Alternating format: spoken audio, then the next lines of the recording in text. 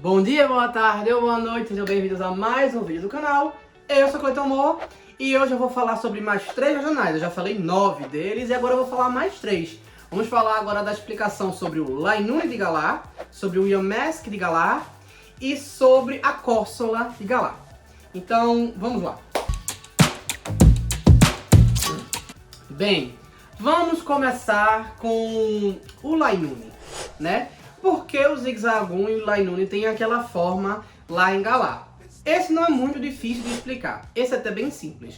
Primeiramente, a gente, num vídeo até que eu fiz explicando a Dex de Hoenn, eu falo que o Zigzagoon ele é baseado provavelmente num Guaxinim, enquanto que o Lainune é baseado num Texugo, né? Mas ali, se você vê a expressão, você pode remeter ali que eles não são tão diferentes quando você olha um pro outro, né? Quer dizer, o Guaxinim é bem diferente, ele parece mais um Coati, é como se ficasse ali no meio do caminho. Mas enfim, de uma forma ou de outra, como o Lainune já é baseado num Texugo, mas um Texugo japonês, eles só levaram esse conceito para Galar, que é baseado na Inglaterra, e colocaram o Texugo europeu, que tem boa parte lá da Europa, incluindo na Inglaterra.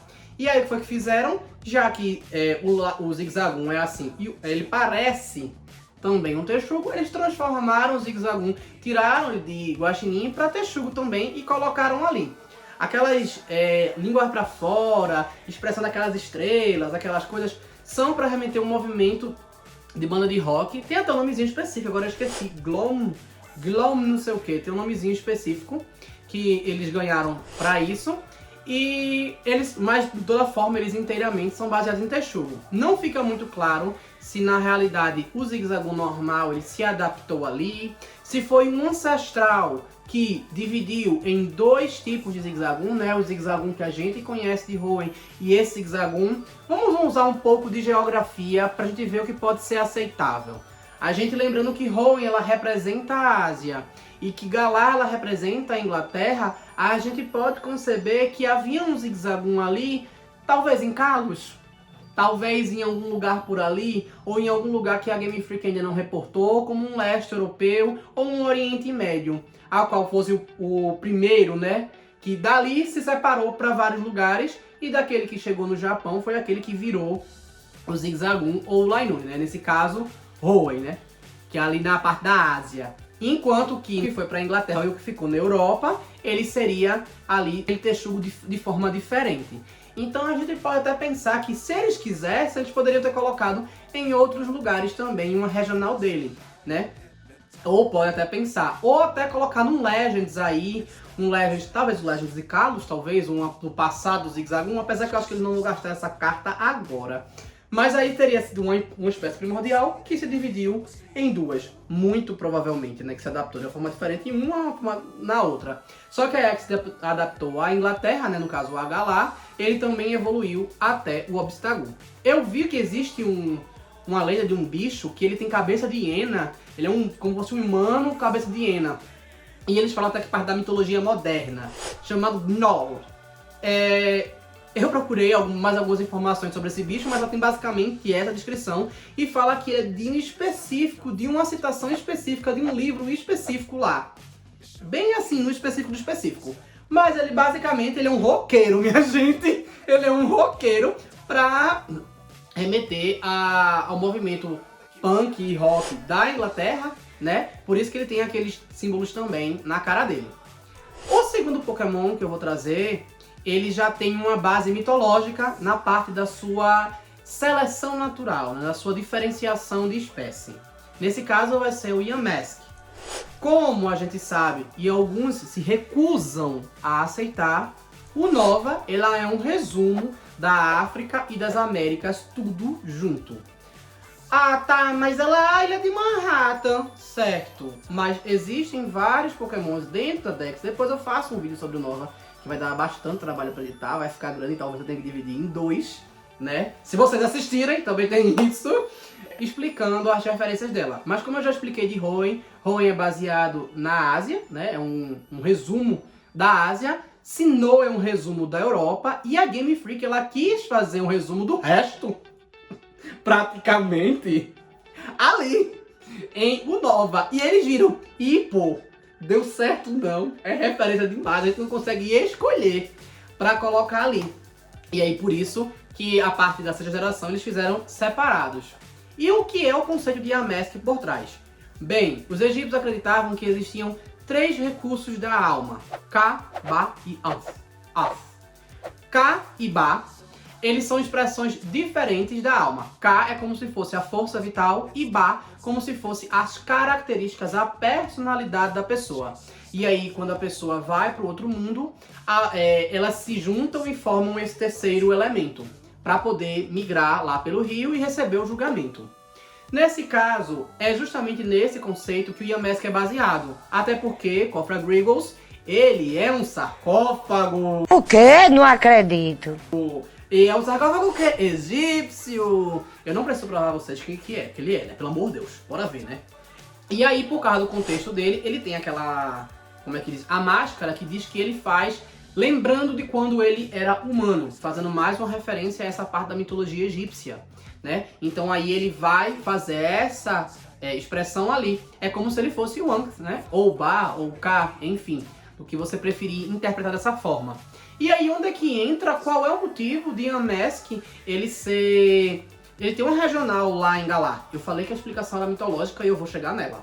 Quando a gente encontra na questão da Inglaterra, a gente sabe que basicamente a Inglaterra sofreu várias invasões e basicamente a primeira ocupação lá, ela é celta. E aí a Grã-Bretanha em todo, ela é basicamente celta, só que ela sofreu algumas invasões. Dentre elas, uma invasão que a Inglaterra sofreu foi dos nórdicos. E uma coisa que tanto os celtas quanto os nórdicos tinham em comum, mas os nórdicos tinham mais costume de fazer isso, era escrever sua escrita numa pedra. Os celtas faziam isso, mas era um grupo muito seleto de celta. Eram os bardos, eram os feiticeiros, que eles escreviam na língua órfã, que é uma língua celta. E aí eles registravam numa pedra. Os nórdicos, eles faziam decorações, era chamado de pedras runas mesmo. A pedra, ela era toda decorada, desenhada, bonitinha e tal. Tinha um círculo, assim como fosse um círculo mágico, com um monte de escrita de runa, porque as runas são nórdicas. Tinha muito disso. Então, justamente porque o Pokémon é baseado na mitologia egípcia, nesse caso a gente tem uma mitologia que poderia fazer referência. Eles só pensaram, a gente troca a máscara por uma pedra dessa, por um pedaço de uma pedra dessa.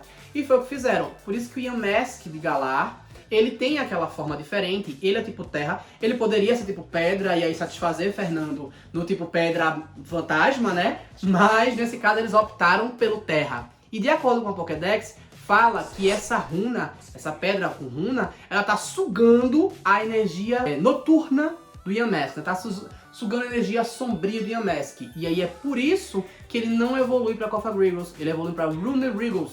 Por quê? Porque na realidade a pedra absorve o Yamesque. E aí a pedra que evolui e que se torna Lunar Wriggles, tendo o controle ali do Yamesque, né? Então o Yamesque, ele é simplesmente absorvido realmente pela pedra. E eu vi uma referência que eu achei muito legal, e que era sobre o fato de que Yamesque, para ele evoluir, ele precisava perder 49 de HP, talvez seja uma citação a Antarabhava, que de acordo com o budismo é um plano intermediário entre a morte e o mundo dos vivos, e que a pessoa teria que passar 49 provações para poder sair daquele ambiente. Basicamente que o catolicismo é o purgatório. Achei bem interessante essa interpretação, achei que faz muito sentido. E a questão de passar pelo arco de pedra lá, naquele lugar e tal, talvez fazendo uma referência aí aos celtas, até a questão do Stonehenge, monumentos assim, né? Então, é isso. Eu espero que estejam gostando, então curtam, comentem, compartilhem, viu? Pelo amor de Deus, vamos assistir outros vídeos, eu falei de alguns aqui, eu vou colocar aqui no link. E agora vamos para a última. A última, nesse caso, é a mais biológica, de fato, desses três. É Corsola, a Corsola de Galar. Então, vamos pegar ali, vamos prestar atenção em umas coisinhas aqui que a biologia vai começar. Então, Corsola é baseado em corais, não é isso? Beleza.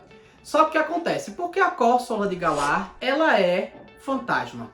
Por causa de um problema global que tem acontecido em alguns lugares do mundo mais intensos do que outros. Mas tem acontecido geral. O aquecimento global, quer dizer, o aumento do aquecimento global tá fazendo com que os mares comecem a ficar mais quentes e mais ácidos. E isso tá fazendo com que os corais comecem a morrer. Fim dos tempos mesmo, viu? É que o povo da igreja fala. E esse evento é chamado de embranquecimento dos corais. Tá? E o que é que acontece no embranquecimento dos corais? Existem algas que são chamadas de zooxantelas. As zooxantelas, elas estão em associação mutualística com os corais. As zooxantelas, elas usam o dióxido de carbono que os corais acabam liberando para que elas façam a fotossíntese dela e liberem nutrientes, tanto para elas quanto para os corais. Só que elas também conferem a cor para os corais. É por causa das zooxantelas que os corais têm cor. E aí quando o nível do mar baixa, a temperatura aumenta, ou elas vão assim, né, morrendo, ou simplesmente elas vão migrando e vão saindo dos corais. O que vai deixando os corais cada vez mais pobres, e esse embranquecimento vai acabar levando à morte. Não é a única fonte de energia dos corais, mas faz parte ali da alimentação deles realmente, e aí eles acabam vindo a falecer por causa das zooxantelas que estão lá. É muito triste, tem até já vi um documentário de um oceanógrafo falando sobre isso lá na Austrália, que ele chega a chorar por causa das barreiras de corais lá da Austrália, de um lugar específico da Austrália, que ele fica muito triste porque alguns anos atrás não era embranquecida e embranqueceram. E aí, por causa disso, a Game Freak traz essa, não sei se eu posso dizer alerta, deboche, uma lembrada, né, um reminder, alguma coisa assim, porque eles colocam justamente ela triste e ela fantasma, como se ela estivesse aos poucos ali. Nesse caso ela já foi embora, né? Ela já faleceu realmente, já foi com Arceus, ou com Giratina. Mas já foi, né? Já foi e tá ali por isso que ela fica fantasma. Entretanto, é como se ela superasse essa dificuldade dela, visto que ela não está mais limitada a um corpo físico, e aí ela acaba evoluindo para Cursula, né? Que se vocês repararem é como se quebrasse, como se ela quebrasse, né? Como se o resto da carcaça dela cedesse e por isso liberasse o espírito dela. Então ali dentro fizesse com que ela evoluísse por causa disso, porque ela superou aquela tristeza. E talvez não superar, mas aceitou, né? Talvez isso também seja uma referência aí, quem sabe um dia a Cursula ela se quebre e ela evolua, né? Visto que ela tem, desde a 7ª geração, um rival direto, que é Marini, né? Então talvez ela ganhe uma evolução por competição. Então é isso, eu espero que tenham gostado. Então curtam, comentem, compartilhem, se inscrevam no canal.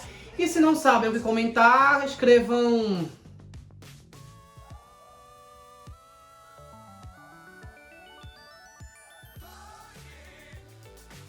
Fim dos tempos por causa da Cursula, quem sabe? Fim dos tempos, e é isso. Valeu!